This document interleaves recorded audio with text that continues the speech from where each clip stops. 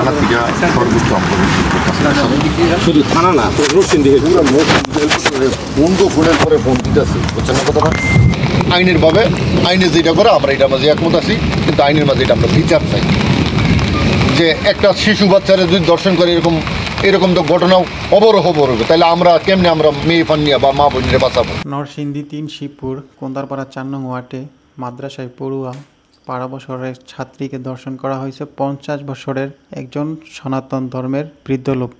নরসিংদী ৩ শিবপুর ইটাখলা থেকে আজকে আমাদের কর্মসূচি নিয়ে আমরা যাচ্ছি আর নারায়ণ পাল এর বাড়িতে যে দর্শন করেছে সনাতন ধর্মের যে লোকটা তার বাড়িতে জিজ্ঞাসাবাদের জন্য। তো আপনারা আমাদের সাথেই থাকেন, দেখতেই পাচ্ছেন এলাকাবাসী সবাই একসাথে জড়ো হয়ে আমরা যাচ্ছি হচ্ছে সেই দর্শনকারীর বাড়িতে। তবে দর্শনকারী নারায়ণ পালের বাড়িতে গিয়ে আমরা কাউকেই পাই নাই, বাড়ি একদম ফাঁকা পেয়েছি, বাড়ির দরজা বন্ধ ছিল।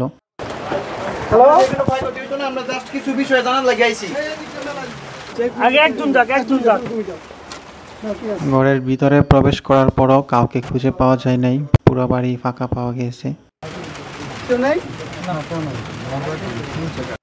আমরা রওনা দিয়েছি ভিকটিমের বাসায়, মাদ্রাসায় পড়ুয়া 12 বছরের সেই স্টুডেন্টের বাসায়।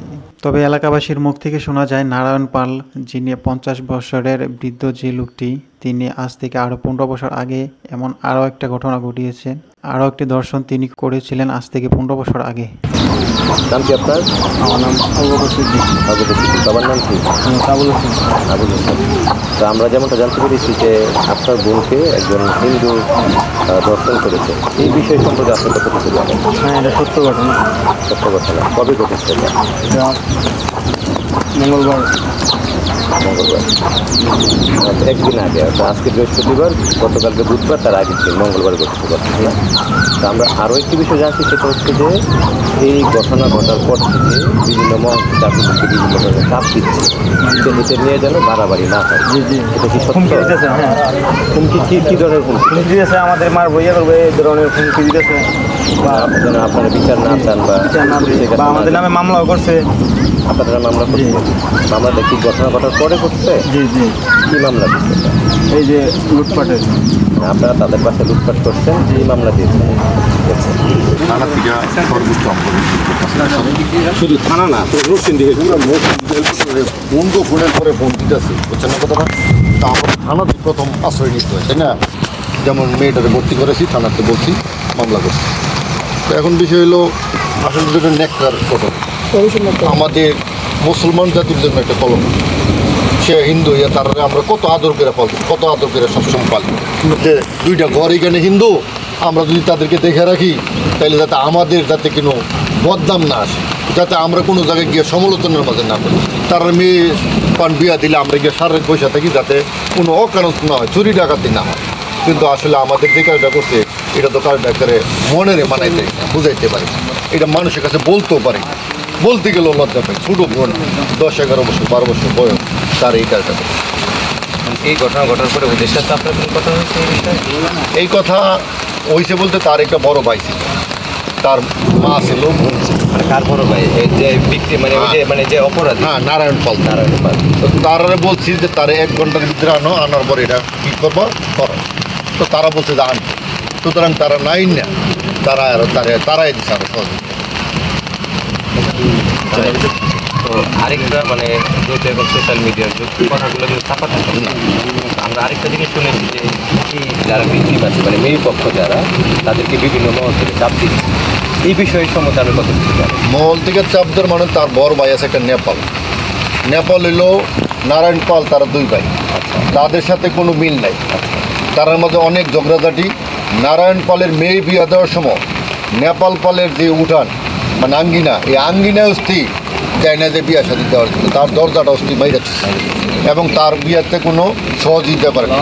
আমরা এনে মুসলমান বা ওই পাড়ার যে হিন্দু আছে, হিন্দুরা সহকারে এসে তার হাতও অস্থি ধরা হয়েছে, পায়ে ধরা হয়েছে, তোমার ভাইয়ের বিয়াটা করা, তোমার ভাইয়ের বিয়াটা সমাধা করো। কিন্তু সে এটার মাঝে রাজি না, কয় না আমি করবো না। কিন্তু যখন এই ঘটনা হয়েছে, তার ভাইয়ে উল্টা আমাদের নামে চাইছিল পেশ করার জন্য। ওই কি জিত জানি একজন সাংবাদিক হিন্দুর মাঝে বড়, আচ্ছা, ওনার কাছে গেছে, তারপরে বিপ্লবদার কাছে গেছে, ওসি সাহেবের কাছে গেছে, পরে আমরা বললাম দেখেন কোন সীমা তৎকালীন ওসি যে আমাদের যে রানিং ওসি আছে শিবপুর বর্তমানে যিনি আছে তো ওনার কাছে গেছে, পরে আফজল সাহেব নিজে এটা তদন্ত কইরা যখন আমরা বলছি ব্যাখ্যা ভাঙ্গা, উনি আইসা দেখছে যে না আসলে আমরা এরকম কিছু না, এটা হলো নেপালের পলিসি যাতে নারায়ণের বিচার করা যায়। এবং নেপাল পালে বলছে যে আমি দরকার তার বাড়ি ভাঙচুর করে আগুন লাগাই দিয়ে পুইরা হলাম, তোমরা আমার হেল্প করো, আসো, এই সুযোগ। কিন্তু আমরা তো এটা পারি না, অন্যায় করলে একজনে করছে, কিন্তু আমরা বাকি অন্যরা তো এটা করতে পারি, তাহলে তো আমরা তাদের থেকে খারাপ হয়ে গেলাম। তো আমরা এতটুকুই স্যাক্রিফাইস দিছি। এবং ওসি স্যার আইসা নিজে আইসা তদন্ত কইরা সমাধা কইরা মানে ছেলে মেয়েটিরে বাড়িতে দিয়ে গেছে। আমরা বলছি তোমরা থাকো, তোমরা তো কিন্তু অপরাধ করছো, তোমরা সাথে আমাদের কিন্তু আইনের ভাবে আইনে যেটা করে আমরা এটার মাঝে একমত আছি, কিন্তু আইনের মাঝে এটা আমরা বিচার চাই। যে একটা শিশু বাচ্চারা যদি দর্শন করে এরকম তো ঘটনাও অবরোহ হবে, তাহলে আমরা কেমনে আমরা মেয়ে ফান্নিয়া বা মা বোনরে বাঁচানোর কেউ বানাই। তবে এটি আপনাদের কাছে আমাদের অনুরোধ, যেটা আমরা সঠিক বিচার চাই।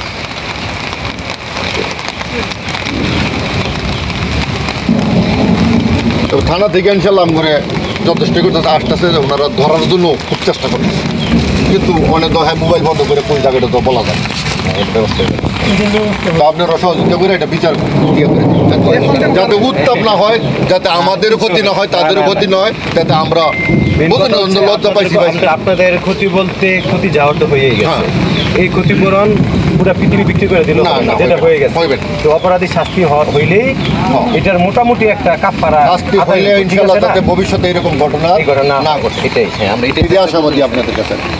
ছোট একটা মেয়ে কুন্দারপাড়া গ্রাম, তার বাবার নাম হলো আশুমিয়া, তার একটা মেয়ে পাহাড়ে আসছিল আমগুড়ে, যেমন পাতা ঘুরতে আসছে বা পাহাড় তো ঘুরতে আসে আমগুড় দিকে, তো ঘুরতে আসার পরে এই মেয়েরও সে দইরা এরকম ধর্ষণ করছে। তার বাবা তখন জীবিত ছিল নারায়ণ পালে, তখন ওইখানে ওই টাইমেই 15-20 বছরে কমবে না, ওই টাইমে সে 5,000 টাকা জরিমানা দিচ্ছে। তখন তার মিডিয়ার এমন চোখ ছিল না, কিন্তু সেই অপরাধ তার অপরাধের কারণে তার এক চাচি নিয়ে পরে তার বিয়া করাইছে।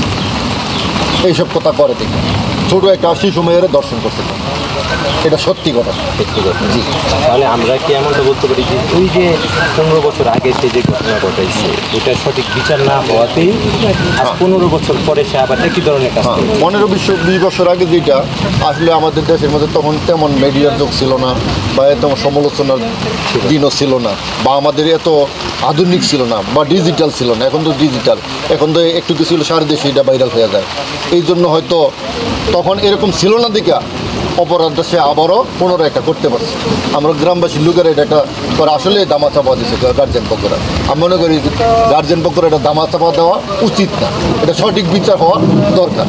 সে অপরাধী, এটা সত্য, এটা আমি না, আরও 10 জনের কাছে আপনারা খবর নেবেন, এটা সত্য। সে যে অপরাধ আগেও করছে, যদি আমি মিথ্যা বললে থাকি আমার বিচার করবেন। থ্যাংক ইউ, আসসালামু আলাইকুম।